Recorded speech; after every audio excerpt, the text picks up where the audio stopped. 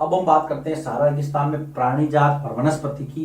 प्राणी कैसे है वहां पर, लोग कैसे हैं और वनस्पति में क्या क्या है। देखिए वनस्पति और प्राणी में सबसे पहले तो रेगिस्तानी जीवन है तो कष्टकारी जीवन है यहाँ का। तो यहाँ का जीवन कष्टकारी है लेकिन लोग मेहनती है। जहां पे कष्टकारी जीवन होता है, जीवन कष्टकारी, वहां के लोग मेहनती हैं। जहां पे रेगिस्तानी प्रदेश होगा, राजस्थान में भी आप देख लीजिए पानी की कमी होती है, पश्चिमी राजस्थान में लोग बहुत मेहनत करते हैं। तो उसके बाद में कष्टकारी जीवन है, लोग मेहनती है। यहाँ की दो आदिवासी जनजातियां हैं, यहाँ की जनजातियां तुआरेग और बेदुइन। तुआरेग, यहाँ पे दो जनजातियां निवास करती हैं, तुआरेग व बेदुइन। तो दोनों के नाम आपको याद रखने हैं, तुआरेग और बेदुइन जनजातियां, जो कि सहारा में रहती हैं। इन दोनों के बारे में आपको पता रखना है। बेदुइन और तुआरेग कहां की जनजातियां है? सहारा की।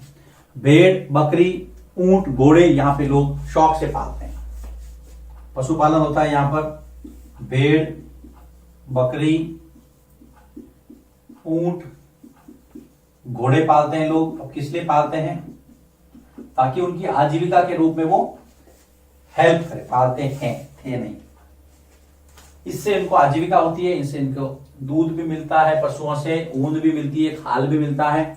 देखिए, और जो ऊन है, चमड़ा है, चमड़ा से क्या क्या बनाते हैं वो? पशुपालन से उनको एक तो चमड़ा मिलता है, तो चमड़ा से वो क्या बनाते हैं? जूते, पेटी। पेटी का मतलब होता है बेल्ट। अब बेल्ट कई तरह के हो सकते हैं, है ना। आपके बांधने का भी हो सकता है, कमर का भी, कमरबंद भी हो सकता है, दूसरे बेल्ट भी हो सकते हैं। तो जूते, पेटी, पानी की बोतलें, चमड़ा से पानी की बोतलें बनाते हैं। साथ ही साथ आपको पता है कि जानवरों से हमें क्या मिलती है? ऊन भी मिलती है। तो ऊन और बाल से क्या बनाते हैं? ऊन व बाल से कपड़े, कंबल, कालीन, वो गलीचे होते हैं ना बिछाने के, कपड़े हैं, कंबल है, कालीन है, चटाइयां हैं, और भी चटाई भी है, चटाई, ये सारे बनाते हैं। कालीन, चटाई, चटाइयां लिख देते हैं, चटाइयां आदि बनाते हैं। इसका मतलब पशुपालन इनके लिए बहुत इंपॉर्टेंट है। उससे इनको दूध भी मिलता है, दूध से बने उत्पाद भी मिलते हैं, कपड़ा है, उसके बाद में चमड़े से ये बहुत सारा सामान बनाते हैं। धूल भरी आंधियां और गर्म वायु से बचने के लिए सहारा के लोग धूल भरी आंधियों व गर्म वायु से बचने के लिए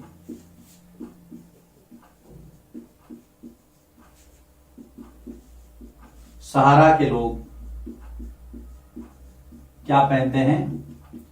भारी वस्त्र पहनते हैं। ये प्रश्न आता है कई बार, सहारा के लोग भारी वस्त्र क्यों पहनते हैं? तो आपको पता रखना है कि धूल भरी आंधियों से और गर्म वायु से बचने के लिए सहारा के लोग भारी वस्त्र पहनते हैं। इसके बाद में नील नदी की जो घाटी है, वहां पर चावल है, गेहूं है, सेम की फसल उगाई जाती है। अगर फसलों की बात करें तो नील नदी की घाटी, मिस्र के ना, नील नदी घाटी में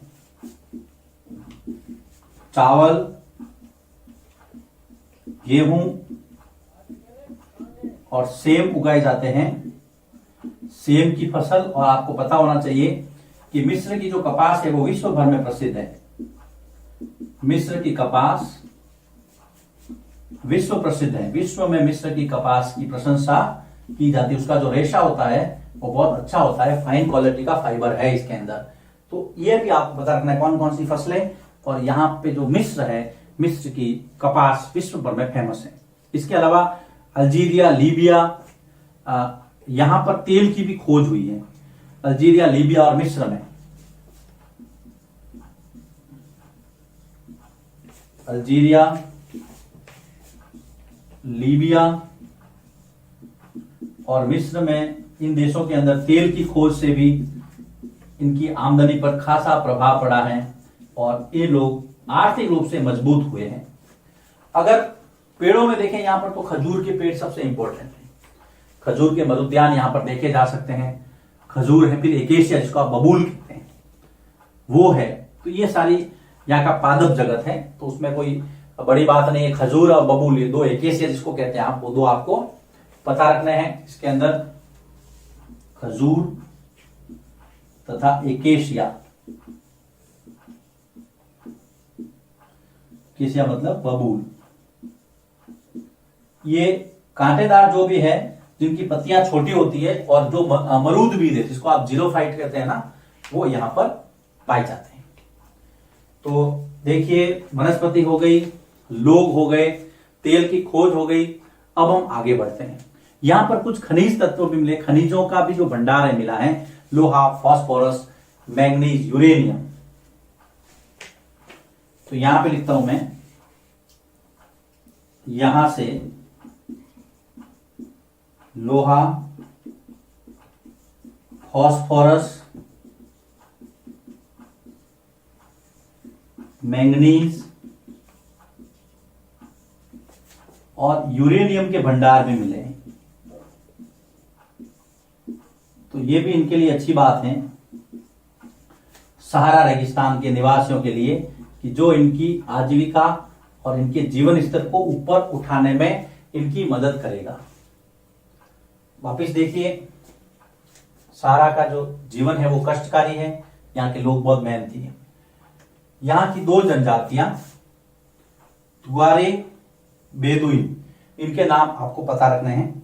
ये लोग भेड़, बकरी, ऊंट, घोड़े पालते हैं, दो चीजों के लिए, एक चमड़ा के लिए और एक ऊन और इनके बाल के लिए। तो ये वाला जो पोर्शन है इनकी आजीविका से संबंधित है, आपको पता रखना है। उसके बाद में धूल भरी आंधियों से, गर्म वायु से बचने के लिए भारी वस्त्र पहनते हैं। ये भी एग्जाम में पूछा जाता है। ये वाला जो पैरा है आपको आराम से लिखना है, इसको समझना है। मुख्य फसलों में चावल, गेहूं और सेम और मिस्र की कपास जो है वो बहुत प्रसिद्ध है। फाइन किस्म का जो इसका जो फाइबर है, अच्छी किस्म का रेशा है। फिर यहाँ पर तेल तो आपको पता ही है, ऑयल कंट्रीज है यहाँ पर, तो ऑयल काफी मिला है। अब इनके जीवन स्तर में क्या चेंजेस है, विकास से इनके रहन सहन में क्या अंतर आया है, वो देखते हैं। तो एक तो यहां पर सड़क मार्गों का विकास हुआ है, सड़क मार्गों का विकास हुआ है।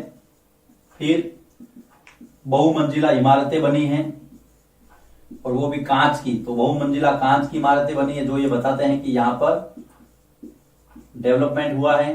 दूसरा, यहाँ की जो तुआरेग जनजाति है, उन्होंने गाइड के रूप में पर्यटन का व्यवसाय अपनाया है ना। तो तुआरेग गाइड की भूमिका में है। गाइड का मतलब समझते हैं ना, अगर आप कहीं घूमने जाए तो आपको घुमाएगा कौन, गाइड। तो उससे इनको रोजगार मिलता है। तो तुआरेग जनजाति ने ये बहुत नया प्रोफेशन अपना लिया है। वो लोगों को घुमाते हैं, वो उनसे फिर आय होती है। यहाँ का जो प्रचार प्रसार विदेशों में होता है। तो ये तुआरेग जो है, इनकी इच्छा शक्ति बहुत मजबूत है। उसके अलावा तेल के व्यवसाय में लोग नौकरी करने लगे हैं। तो तेल को व्यवसाय बनाया है इन्होंने, और यहां तेल के कुएं वगैरह जो ऑयल से जुड़ी हुई इंडस्ट्रीज है उसके अंदर इन्होंने रोजगार पाया है। शहरों की तरफ इनका मूवमेंट हुआ है। तो यहां पर लिखिए, शहरों की तरफ रुख किया है इन्होंने। तो ये कुछ मेजर चेंजेस हैं यहाँ की लाइफस्टाइल में, जो आपको पता रखना है। अब देखिए आगे बढ़ते हैं। सहारा वाला जो टॉपिक है वो इस चैप्टर का यहां समाप्त होता है। सहारा आपने लोकेशन देख ली, 11 देशों की जो राजधानियां हैं वो आपको पता रखनी है। एक मैंने संशोधन कर दिया था, जो मैंने आपको बताया था यहाँ पर कि माली, तो माली की राजधानी आपको पता करनी है। 11 देशों की राजधानियां पता करनी है और लिखनी है और याद भी करनी है। ये आपके लिए काम है। इससे आप एटलस में उसको ढूंढने के लिए प्रेरित होंगे कि भाई नहीं, मुझे ये लिखना है। तो ये छोटी छोटी बातें हैं, पूरा करके आपको ये पता रखना है। खास करके मैप, इसकी लोकेशन देखिए। सहारा के उत्तर में भूमध्य सागर है, अफ्रीका महाद्वीप के, और अफ्रीका के उत्तर में सहारा है। तो मैंने बताया था आपको, यहाँ पर दक्षिण अफ्रीका में यहाँ पर है ना, यहां पर एक और मरुस्थल है जिसको कहते हैं हम कालाहारी मरुस्थल, याद रखना। तो अफ्रीका महाद्वीप में 2 मरुस्थल हैं, लेकिन सहारा बहुत बड़ा है। चलिए लिखिए इसको, इसके बाद में हम आगे बढ़ते हैं इसी चैप्टर के अंदर। जो दूसरा रेगिस्तान है लद्दाख वाला ठंडा रेगिस्तान, उसके बारे में चर्चा करेंगे।